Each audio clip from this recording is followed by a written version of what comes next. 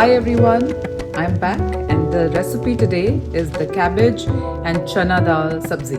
This is another of our super quick, easy to make and very healthy recipes. To make this, you need 400 grams of chopped washed cabbage, 1 cup of chana dal which is soaked for about 30 minutes, ghee, 2 teaspoons of grated coconut, a few curry leaves, turmeric powder which is 1 teaspoon, half teaspoon chili powder, 1 teaspoon coriander powder, half teaspoon mustard seeds, half teaspoon garam masala, half teaspoon dry mango or amchur powder, 3 to 4 dried chilies, and of course some oil. Take a non-stick pan and heat 2 teaspoons of oil. Once the oil is heated, add some ghee. Add all the masalas. Let's start with mustard seeds and the curry leaves and the dry red chilies. Next we will add the soaked chana dal.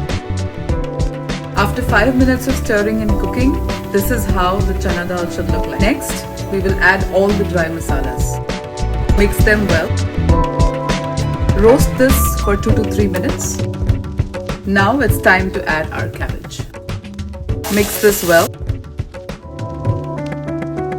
Once it's mixed well, keep the flame high and keep stirring because the cabbage is going to lose some water, and so it's best that we keep stirring so that it is crunchy. We don't have to overcook the cabbage because we want the crunch on it.